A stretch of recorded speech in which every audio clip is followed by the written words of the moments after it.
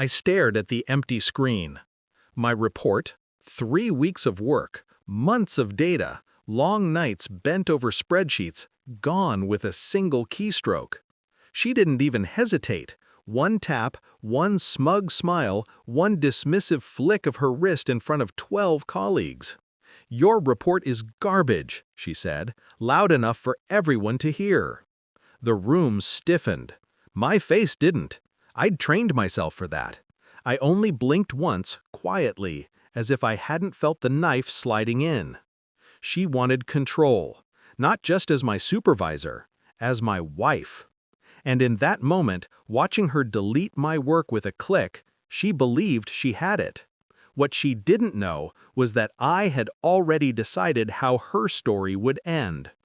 I picked up my phone, pressed the green button, and said evenly, "Yes, I'll take the $700,000 to join your firm." We weren't always enemies. There was a time she laughed when I made coffee too strong. A time she read my drafts at night, red pen in hand, pretending to be my editor, my partner. We built each other up, or so I thought. But somewhere along the way, partnership turned into hierarchy. She climbed, I steadied the ladder. She demanded, I provided. The love faded into transactions, her ambition feeding on my silence. I should have noticed earlier. The new clothes bought from bonuses she claimed were standard. The late nights where she wasn't just at the office. The condescension dripping into her words as if I were another intern she had to manage. I told myself it was stress, pressure. I forgave. I adjusted.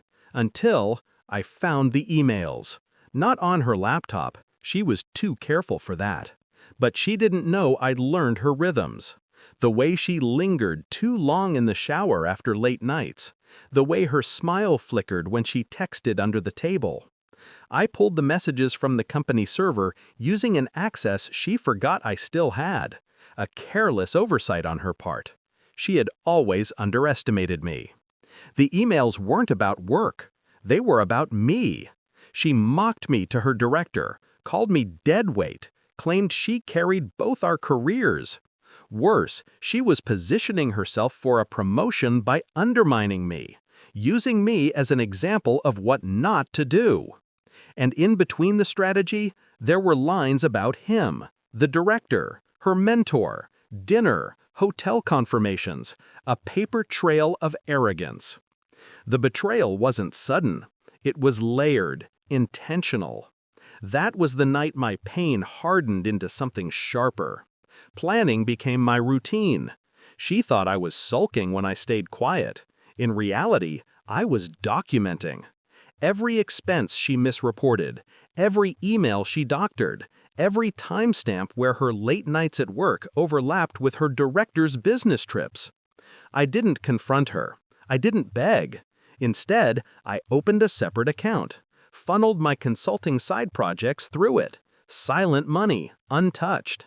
She never noticed the withdrawals. I built a case file thicker than a court summons. Screenshots, statements, bank records, enough to crush her credibility in one blow. Then came the job offer, a rival firm. They'd been circling me for months, hinting at compensation I thought impossible. $700,000, a number that sounded like freedom. I waited, because timing mattered more than the offer itself. The day she humiliated me, the timing clicked into place. She thought deleting my report would humiliate me, but it only confirmed her arrogance in front of the team. They whispered about it in corners, glancing at me like I was a corpse. I let them. That evening, I handed in my resignation to HR. No warning, no exit interview. Just a folder of documentation attached to a signed offer letter from the rival firm. And then I made the call that detonated her world. It wasn't to her. It was to the compliance department. Anonymous tip, I said. Calm, precise. Supervisor and director engaged in misconduct. Attached files for review. The files weren't just about the affair. They were about falsified expense reports, projects stolen from subordinates, favoritism in promotions. I'd gathered it all, meticulously. By the time she realized what was happening, it was too late. The fallout was nuclear. I watched it unfold from a distance, in my new office, high windows overlooking the city she once claimed as hers. First came the whispers, then the suspension. The director was removed immediately, his name struck from the company website within days. She clung harder, sent me messages dripping with sudden affection, sudden apologies.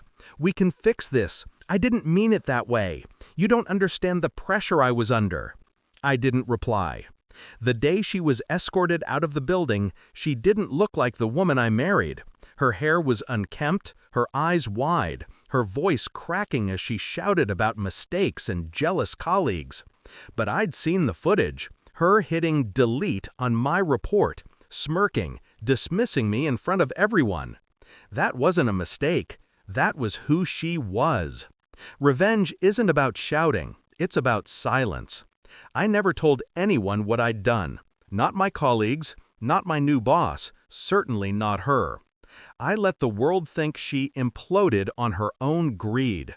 That's the cruelest cut. You give them the knife, let them stab themselves with it. When the divorce papers arrived, she tried one last time. Scribbled in the margins were pleas for another chance, threats about mutual destruction. I signed without a word. She had nothing left to destroy. Now, when I walk into my office, no one dares call my work garbage. They call it strategy, precision, value. And sometimes, late at night, I think about that moment. The click of her finger, the deletion of my report, the sound of my future vanishing on the screen.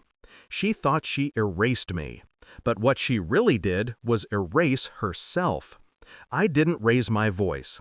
I didn't throw a glass against the wall. I didn't beg her to stop. I just picked up my phone, said yes to 700,000, and pulled the trigger she never saw. I don't miss her. I miss who I thought she was. But I've learned something vital. Betrayal doesn't break you. It sharpens you. And revenge, when done right, isn't loud. It's surgical. It's clean. It's final.